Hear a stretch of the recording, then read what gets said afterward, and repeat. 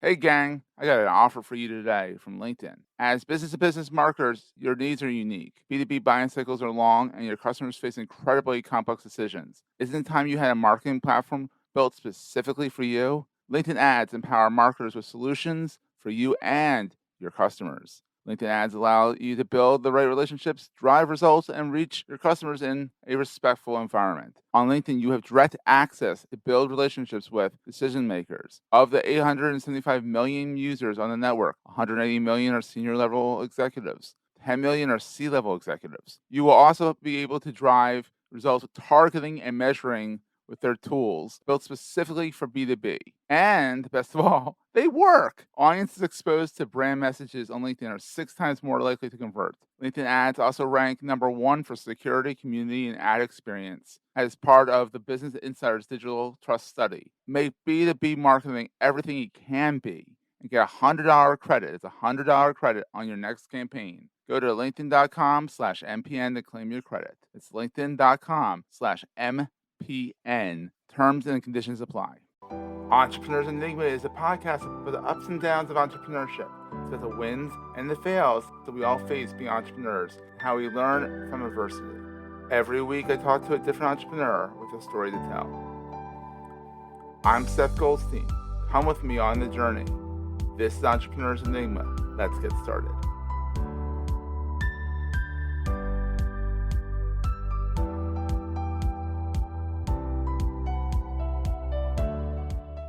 Hey, everybody. Welcome to another edition of the Entrepreneurs Enigma podcast. As always, I'm Seth, and this guy might seem familiar to you, at least his voice, because this is an audio podcast.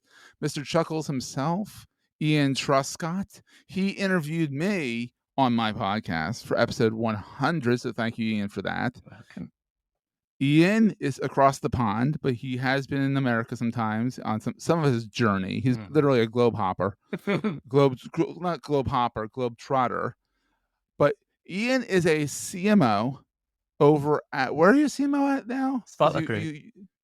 What's that? Spotler Group, yes. Spotler Group, yeah. But you've also done so you're doing the entrepreneur stuff. You've done the entrepreneur stuff. You've done the fractional CMO stuff. You've done a lot of stuff. He's also the chief bottle washer and podcast host over at Rockstar CMO, which you've got to check out. It is awesome. Thank you. And just make sure you watch the volume, because he does have some hard rock intros. Not intros. Intros, hard rock, and then the in-between segments are it's like the British invasion all over again. There we go. He also is the Tuesday blogger over at iantruscott.com. We'll have that link over there. I just discovered that today, and that is awesome. I mean, he's got great graphics and his 2 cents, literally Tuesday 2 cents. Literally is what it's called. Ian, welcome to the program. I'm glad to finally get you on. I almost forgot. Rockstar CMO is on the MPN network as well with me, and that's how I know Ian. And thank you, Jason, for introducing us, because Ian's awesome. Ian's just incredible. Very happy guy. And he knows so much. I should just stay quiet and let you talk, Seth. You'll do a better job than I would. Exactly. Thanks, man. So Ian, how did this whole journey get started? I mean, it's kind of a very broad question, but I want it to be broad. Yeah.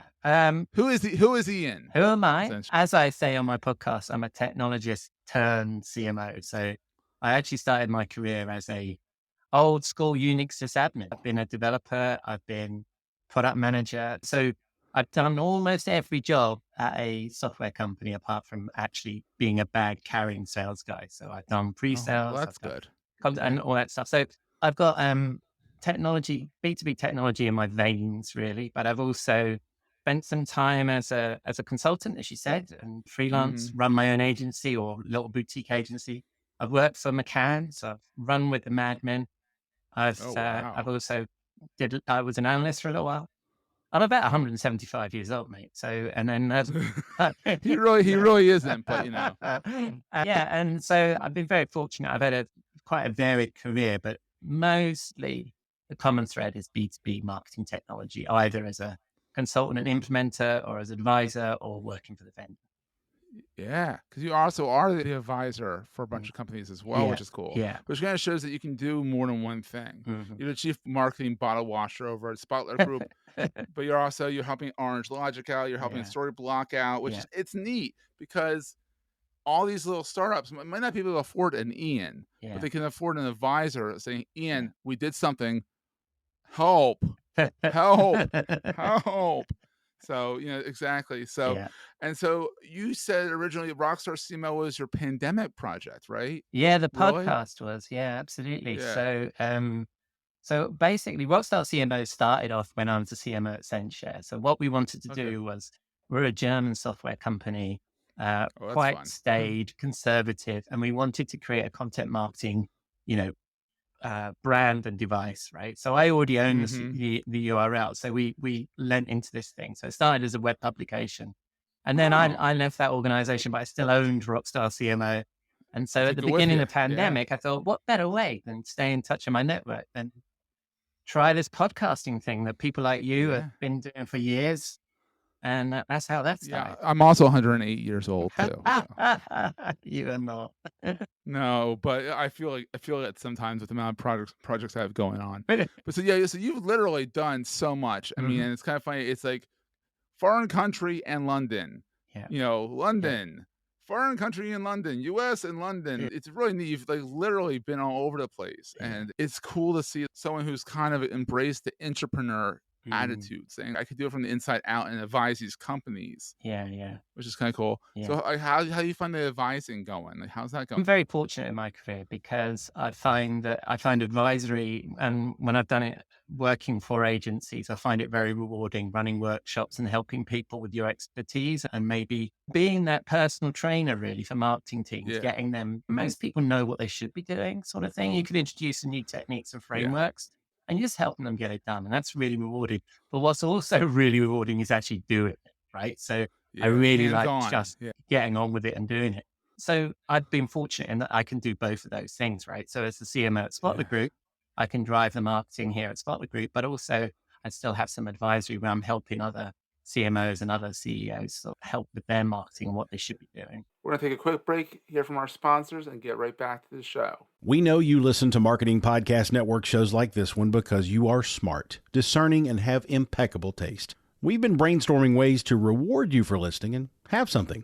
MPN is a proud sponsor of the Creator Economy Expo 2023. That means you get a discount. This event is for content creators and entrepreneurs interested in building and growing their content-first businesses. Join over 500 bloggers, podcasters, authors, newsletter writers, speakers, coaches, consultants, and freelancers at the learning and networking event for content creators. Plan to attend May 1st through the 3rd in Cleveland, Ohio, and just for listening to the Marketing Podcast Network, you get $100 off your ticket. Go to cex.events to register. Use the coupon code MPN100. That's cex.events. Just type that into your browser, the whole thing, cex.events. The code MPN100. Creator Economy Expo, Cleveland, May 1st through the 3rd. See you there. That's neat that that they're letting you do that, that you're doing that. Yeah. And then this is kind of fun. I almost said you're in a different country and Yeah. the UK, but Spotler Group is in Rotterdam. Yeah. So I assume you've been there. Yeah. Yeah. Yeah. So, The Netherlands, it's a cool below sea level country. that's true. And we own about 6 companies across the Netherlands. And so we're an Oh, acquisitive wow. company. We're a group of marketing technology vendors. And we're only about 300 people. So we hire. Oh, you're small. You're boutique almost. Yeah, but we acquire a bunch of these companies. And Yeah. that's part of my job at working at Group is to help with that and help. Trying to figure out what the heck you're going to do with all these Yeah, different exactly. things. And Exactly. that's kind of neat because being a CMO, Mm, it's like the entrepreneur for the marketing. yeah. Yeah, you don't have to worry about the sales as much. No, I can't say that. You have to worry about the sales a Yeah. little bit, but you have to support the sales. Yeah. You don't have to do the sales. I feel like you have the more fun job. Yeah. You get to be creative. Well, that's what a lot of people say, isn't it? That from marketing perspective, and I suppose that's probably why when I was in pre-sales, I chose product marketing over being a sales guy. Right? The rewards are definitely there for being a sales guy, but marketing was the thing the direction I chose. So maybe you're right. You would be good at sales, I think, too. You have the personality for it. I'd buy it from you. I also make the joke that I chose marketing over continuing to be a technologist because it was easier as well. So I can, because technology, I mean, marketing and marketing tech, is constantly changing, but not quite as Yeah. fast as tech. Yeah. That's a technical term, tech. It's, Like seriously, that you blink and it's like, wait, there's new tech. What? Oh my god, I have to learn a whole nother system here. It's crazy. Well, So yeah, the go books, ahead. you can see bookshelves behind me. I've got the top Yes. 2 rows are the marketing and business books, and there's a bottom row that you can't see, which are all the dev books that I needed back in the day. And when you try and stay up to date with everything. Yeah, and you can't have the marketing books. I feel like you can still sort of have the Yeah. books for. Yeah. Even that you have second, like I have Anne Hanley's second edition of her book and of her Everyone Writes. Yeah. It grew. Like it's 2 books now, the Yeah. size. Yeah. But other than that, it's like marketing. I like to say terrestrial book, a physical book. Yeah. Technology, you buy a book on Ajax. It's like, Yeah.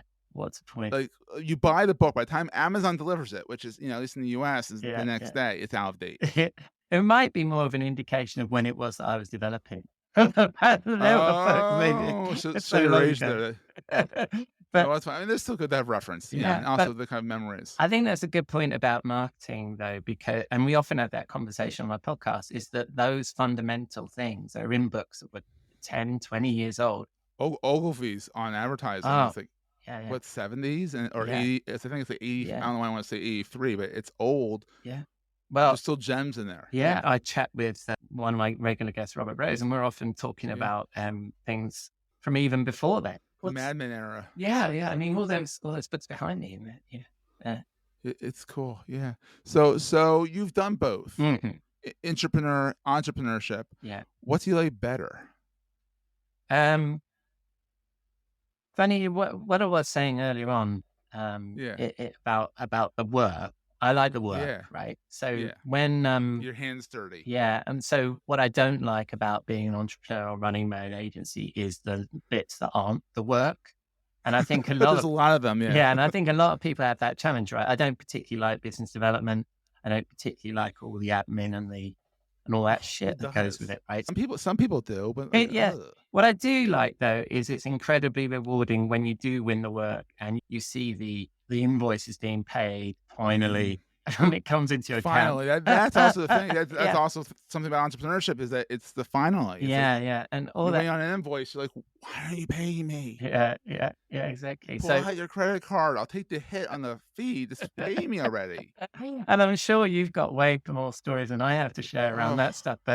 And that's the stuff that I find a huge friction. So I really enjoy the work.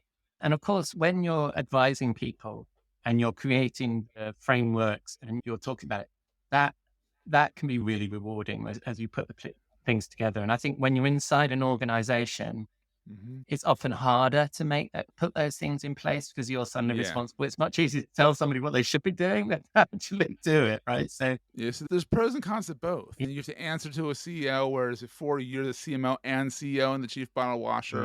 So the buck stops with you, or the marketing buck stops with you now, but the finance and all that other stuff, you guys say, hey, CFO, I need X. So between the two, what keeps you up at night? I think what probably keeps a lot of senior marketers up at night at the moment is the pressure on budget, and also famous short tenure that we all have, and being relevant. Really short. And being relevant and remaining in that position. You know that I've seen it throughout my career. When costs get tight, it's often marketing that has to take the first hit, right? Which I don't necessarily agree with, because I see it as an investment and it's short-term thinking to do that. But certainly I would, if I was to be broad enough to say what would keep me up at night across all these different things, it's probably that. Oh my God. Yeah. Because this way, I think average tenure is 18 months, which is like ridiculous. Like, give the guy 3 years. Come on, give the person 3 years at least. Like, come on now. 18 months is ridiculous. It's not even 2 years. Wait, no, it's not even 2 years. Exactly. So here's a question. What is the most important thing to carry with you all the time? The most important thing that I carry with me all the time. Well, man, that's got to be your phone, isn't it? But if I was to say something non-obvious than my phone or my laptop, it would probably be, I got one of those electronic remarkable notebook thing. I love that thing. I have one right here. Oh my God. So but it doesn't have to be remarkable. I think it's a notebook because I'm constantly I'm usually doing it on my phone these days. So listen to a podcast, write down an idea that I might have for a blog post. I've always got Google Keep open, like with little notes and stuff. So I think it would be a notebook of some kind. It doesn't have to be remarkable or anything like that. But yeah, I would, or it could be any one of the pile of red and black books I have down to my left, or legal pads. God. I have stacks back there. Yeah, I think it's probably the most important thing you carry around. Yeah, don't forget to take notes. They're helpful. Honestly, I've noticed that even if you never look at your notes again, the act of writing down something. Yeah, I genuinely believe in that. You keep it in your head, and it's always back there. Plus, whereas if you didn't write it down, you're too passive. You're not trying to get it down. I agree with you on that, and I think a lot of people say, "Oh, I never refer back to my notes."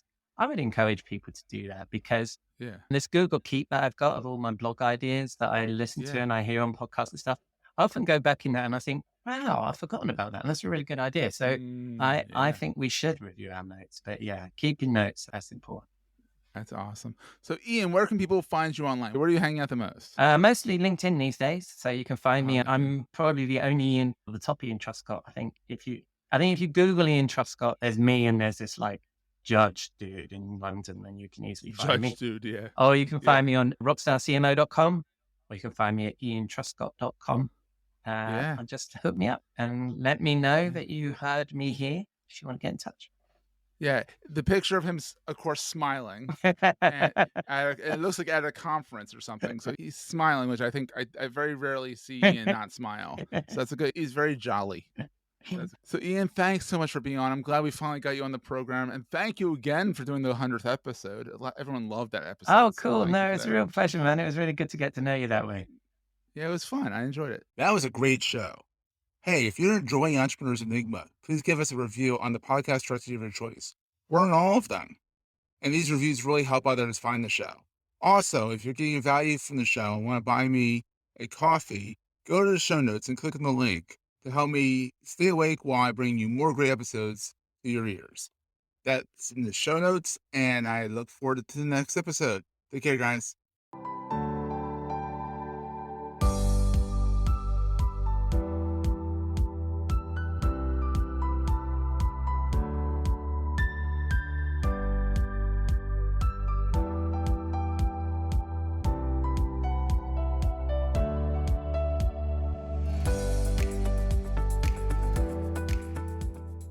Goldstein Media hopes you have enjoyed this episode. This podcast is one of the many great shows on the MPN Marketing Podcast Network.